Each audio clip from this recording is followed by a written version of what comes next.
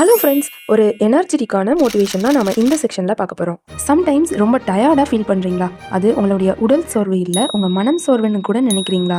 எவ்வளவுதான் ரெஸ்ட் எடுத்தாலும் உங்கள் மனசு இன்னும் ரெஸ்ட் எடுக்கவே இல்லாத மாதிரி ஒரு ஃபீலிங் இருக்கா? அப்படின்னா இந்த வீடியோ உங்களுக்காக தான். வீடியோவை பார்த்துக்கிட்டே நம்ம சேனலை சப்ஸ்கிரைப் பண்ணிக்கோங்க.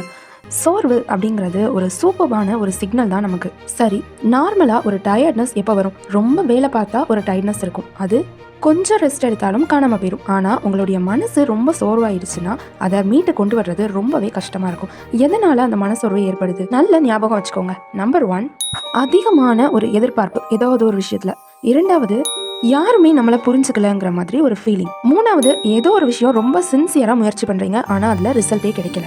இது எல்லாமே ஒரு பலவீனம் இல்ல, உங்களுடைய உள்மனம், ஆழ்ந்த மனம் ஒரு ரெஸ்ட் தேவைப்படுது அப்படிங்கிறதுக்கான ஒரு சிக்னல் தான். ஒர்க் பண்ணா உங்களுடைய பாடிக்கு ரெஸ்ட் தேவைதான், அதே மாதிரி தான் உங்க மனசும் ரெஸ்ட் எடுக்காம ஓடிக்கிட்டே இருந்துச்சுன்னா அது அந்த பாடியையும் சேர்த்து தான் பாதிக்கும். ஒரு சின்ன ஸ்டோரி, உங்களுக்கு எப்போ சோர்வு ஏற்பட்டாலும் இதை ஞாபகம் வச்சுக்கோங்க. ஒரு கிராமத்தில் ஒரு மண்பாண்டம் செய்கிறவர் இருந்தார். அவர் தினமும் 100 பானை செஞ்சு ரொம்ப களைப்பாக இருந்தார். திடீர்னு ஒரு நாள் அவருக்கு தோணுச்சு, நம்ம தினமும் இவ்வளோ பானை செய்கிறோம், நமக்கு என்ன பயன் இருக்குது, நம்ம வாழ்க்கை எதுவுமே மாறவே இல்லையேன்னு. அந்த மன உளைச்சல்ல திடீர்னு ஒரு நாள் முழுக்க மண்ணை தொடவே இல்லை, பானை செய்யவே இல்லை. அடுத்த நாள் ஒரு குரு வந்து சொல்றாரு, நீ பானை செய்யாத நாள்ல தான் உன்னுடைய கை குணமடைஞ்சிருக்கு, அந்த மண் ஓய்வெடுத்திருக்கு, அதனால நீ நாளைக்கு செய்ய போற பானை ரொம்பவே ஸ்ட்ராங்கா இருக்கும்னு சொல்றாரு. அடுத்த நாள் அந்த குயவன் புரிஞ்சுக்கிட்டான், சோர்வு அப்படிங்கிறது நம்மளை நிறுத்த சொல்லல, சரியான உங்களுடைய செயலை மறுபடியும் ஆரம்பிக்க தான் சொல்லுது. சொன்னது போலவே அவர் 100 பானை செஞ்சிருந்தாலும் அதை விட ஒரு பெட்டரான ஸ்ட்ராங்கான பானையை அன்னைக்கு செஞ்சு முடிச்சாரு. சோர்வு வரும் நேரம் உங்க மனசுக்கு இந்த 3 உண்மைகளை எப்போதும் சொல்லுங்க. நம்பர் 1, சோர்வு அப்படிங்கிறது ஒரு ஃபெயிலியர் இல்லை, அதுதான் நீங்க இவ்வளோ நாள் ஓடி உழைச்சதுக்கான ஒரு ரிவார்டு. 2வது, மனசு எல்லார்கிட்டையும் பேசும், ஆனா நாம அதை கேட்க மாட்டோம். ரொம்ப பாடி ப்ரெஷரா இருக்கு, டயர்டா இருக்குன்னா அதுக்கு கேர் எடுத்து பார்க்குறோம், ஆனா மனசு வலிச்சா சரி போனா போகுதுன்னு அதை தள்ளி விட்டுறோம். சூழ்நிலை காரணமா அடுத்த வேலையை பார்த்துட்டு போறோம், அதுதான் தப்பு. உங்க மனசு சொல்றத நீங்க கேட்கணும். 3வது, இந்த ஒரு சூழ்நிலை எல்லாருக்கும் வந்திருக்கும். வெற்றியாளர்கள் அந்த சோர்வையும் சூழ்நிலையையும் தனக்கு சாதகமா மாற்றி அந்த ஓய்வை பற்றி கத்துக்கிட்டவங்களா இருப்பாங்க. தோல்வியாளர்கள் என்ன பண்ணுவாங்க, அந்த சோர்வையும் ஒரு குற்றமா மாற்றி என்னால முடியல அப்படின்னு சொல்லி கைவிட்டுருவாங்க. இப்ப சொல்லுங்க, நீங்க வெற்றியாளர்களா தோல்வியாளர்களா? பரவாயில்ல, எப்படி இருந்தாலும் இந்த 4 டிப்ஸும் உங்கள் லைஃபுக்கு ரொம்ப யூஸ்ஃபுல்லாக இருக்கும். Number 1, 5 minutes rule.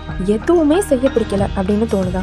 உண்மையிலேயே எதுவுமே செய்யாதீங்க. ஒரு 5 நிமிஷம் ரொம்பவே அமைதியாக ஒன்றும் செய்யாமல் உங்கள் மைண்டை ஃப்ரீயாக விட்டுருங்க. 2வது, உங்கள் மனசுக்கிட்ட ரொம்ப உண்மையாக பேசணும். அது ஒரு செல்ஃப் டாக் தெரப்பி தான். இப்போ நீ ரொம்ப சோர்வாக இருக்கியா, பரவாயில்ல, உன் கூட நான் இருக்கிறேன் அப்படின்னு ஒரு ஆறுதலான பேச்சு உங்களுக்கு நீங்களே கொடுங்க.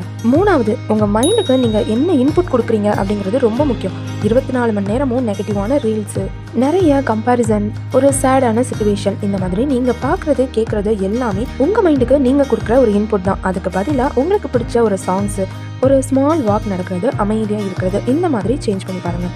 4வது, பர்பஸ் ரிமைண்டர். ஒரு செயலை நீங்கள் எதற்காக செய்ய ஆரம்பிக்கிறீங்க அப்படிங்கிறத உங்கள் ஃபோன்லேயோ அல்லது நீங்கள் அடிக்கடி பார்க்குற இடத்துலையோ ஒரு நோட் மாதிரி எழுதி வைக்கணும். எல்லார் லைஃப்லேயும் ஏதோ ஒரு காரணம் இருக்கும். லைஃப்பில் சக்ஸஸ் ஆகணும், அது அவமானங்களாக இருக்கலாம், சில காயங்களாக இருக்கலாம். ஸோ அந்த ரீசனை நீங்கள் எழுதி வச்சிங்கன்னா உங்களுக்கு சோர்வு வரும்போதெல்லாம் அதை பார்த்தீங்கன்னா அது ஒரு பூஸ்டப்பாக இருக்கும். அதனால உங்களுக்கு எப்பெல்லாம் சோர்வா இருக்கும், நீங்க தவறான பாதையில இருக்கீங்கன்னு அர்த்தம் இல்லை, உண்மையா ஒரு செயலுக்காக முயற்சி பண்றீங்கன்னு தான் அர்த்தம். இன்னைக்கு நீங்க முழுசா சரியாகிடுவீங்கன்னு இல்லை, ஒவ்வொரு ஸ்டெப்பா டெய்லியும் சரியானாலே போதும். அந்த டயர்ட்னஸ் உங்களை ஸ்டாப் பண்ண வரல, இன்னும் ஸ்ட்ராங்காக தான் வந்திருக்கு. இந்த வீடியோ உங்களுக்கு யூஸ்ஃபுல்லா ஒரு சின்ன உற்சாகத்தை கொடுத்துருக்கா? அப்போ கண்டிப்பா ஒரு லைக் கமெண்ட் பண்ணிருங்க. அடுத்த சோர்வான மனசுக்கு உதவும்.